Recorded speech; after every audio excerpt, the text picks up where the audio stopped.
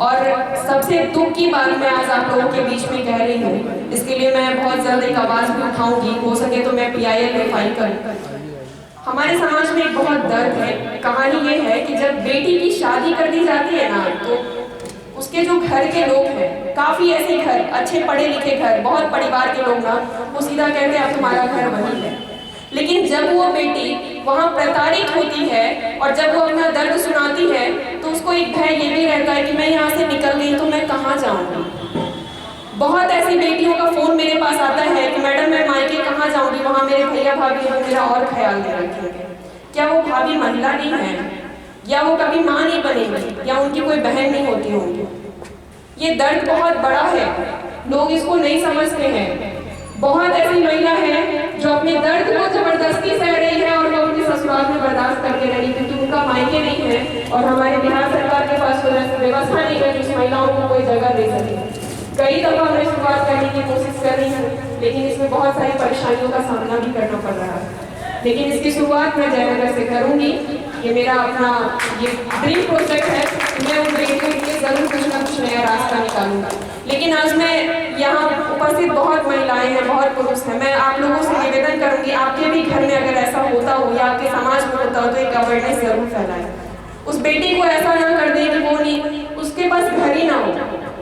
सरकार कहता है कि बेटी को हम बराबरी का हिस्सा देते हैं, जितना हिस्सा बेटे का है उतना बेटी का भी है, लेकिन अगर वो बेटी हिस्सा मांग लेना तो वही बाप और भाई उसको गालियों से, और वो समाज उसको गालियों से उसका स्वागत करता है। क्यों? उसका हक नहीं है क्या? सरकार की योजनाएं तो बनी हैं, लेकिन हम कह सकते हैं कि ग्राउंड जीरो पे समाज उसको सफल नहीं होने दे रहा, अभी भी विफलता है। और मैं इसकी मांग अभी करूंगी, कर रही हूँ, एक ऐसा हाउस बनाया जाए जो बेटी अपने मायके नहीं जा सकती, ससुराल में प्रताड़ना को बर्दाश्त नहीं कर सकती, उसके लिए कोई जगह बनाया जाए जो वो छोटी सी रोजगार करके भी एक सेफ्टी हाउस में रह पाए।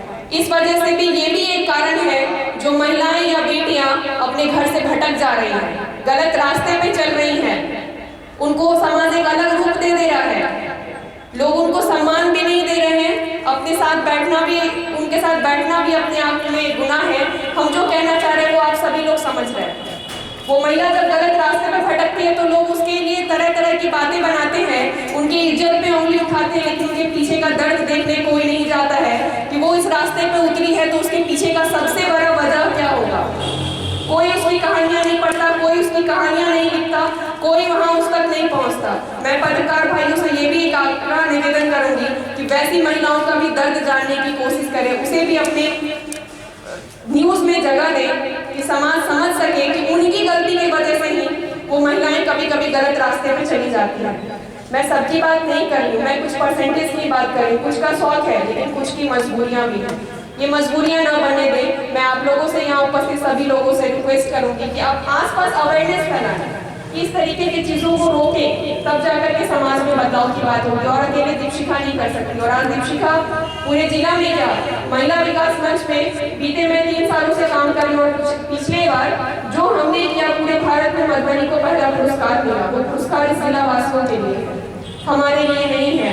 ये समाज के कुछ लोग, जैसे अभी राम प्रसाद राउत जी बोले, वो काफी, जब से मैं महिला विकास मंच में जुड़ रही थी तब से मैं उनके आदर भाव, सम्मान एवं पत्रकारिता के प्रति जो वास्तविक समाज में वातावरण होना चाहिए और संकल्पित होकर समाज सेवा के प्रति कृतज्ञ भाव से राष्ट्र हित में, समाज हित में, सामाजिक समरसता और संतुलन के भाव से काम करने का जज्बा रखते हैं, ऐसे पत्रकार साथियों का हम मंचासीन अतिथियों के माध्यम से सम्मान समारोह भी आयोजित कर रहे हैं। निरंतर वो कार्यक्रम विभिन्न जगहों पर जैसे भी आयोजन होते हैं, चलते रहते हैं। भारतीय राष्ट्रीय पत्रकार महासंघ में हम देश दर्शन प्रकोष्ठ प्रभारी के दायित्व का निर्वहन करते हुए संपूर्ण भारत देश के विभिन्न राज्यों में निरंतर जहां भी आवश्यकता होती है, जिला इकाई, प्रांतीय इकाई या राष्ट्रीय कार्यकारिणी की बैठकों का आयोजन होता है, वहां हम अपने पत्रकार साथियों के माध्यम से सम्मानित कार्यकारिणी, जिला और मंडल के अध्यक्ष के पत्रकारों के माध्यम से वहां पहुंचते हैं एवं समभाव से भारतीय लोकतंत्र में विश्वास रखते हुए और भारतीय राष्ट्रीय पत्रकार महासंघ के अपने जो भी बाइलाज है हमारे उस हिसाब से नियमावली के अनुसार काम करते हुए अपने आप को हम संगठन के दायित्व के निर्वहन के रूप में काम करने का जो अवसर प्राप्त करते हैं उसके प्रति हम अपने आप को गौरवान्वित महसूस करते हैं।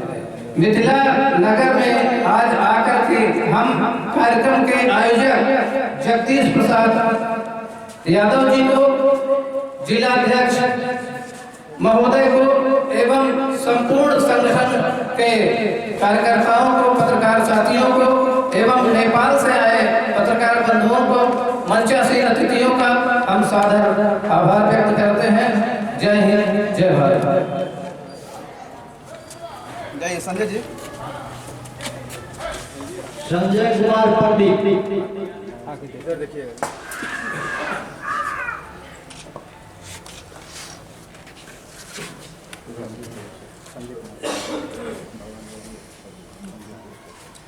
संजय कुमार सिंह पंडित। संजय कुमार पंडित जी आएंगे। संयुक्त रूप से सब कोई मेमोरेंडो, प्रमाण पत्र और एक कैलेंडर से सम्मानित होंगे।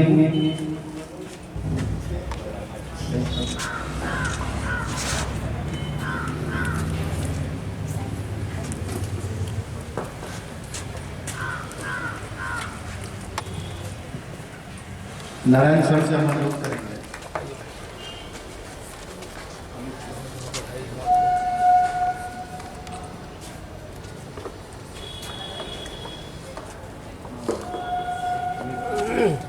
दीनानाथ पांडे जी हमारे परम मित्र में से हैं। अभी पोस्ट मास्टर से रिटायर्ड किए हैं जयनगर से। हमारे कार्यक्रम में पधारे, मैंने उन्हें आमंत्रित किया था और इन्हें सम्मानित करके मुझे गर्व हो रहा है। धन्यवाद दीनानाथ जी जो आपने हमारे कार्यक्रम को समझा। और खास बात यह है कि इसको सम्मानित करने के लिए हमारे उत्तर प्रदेश से आए, प्रयागराज से आए हुए डॉक्टर भगवान प्रसाद उपाध्याय जी उपस्थित हैं जो उनको सम्मानित कर रहे हैं। ये भी हमारे लिए गर्व की बात है। धन्यवाद।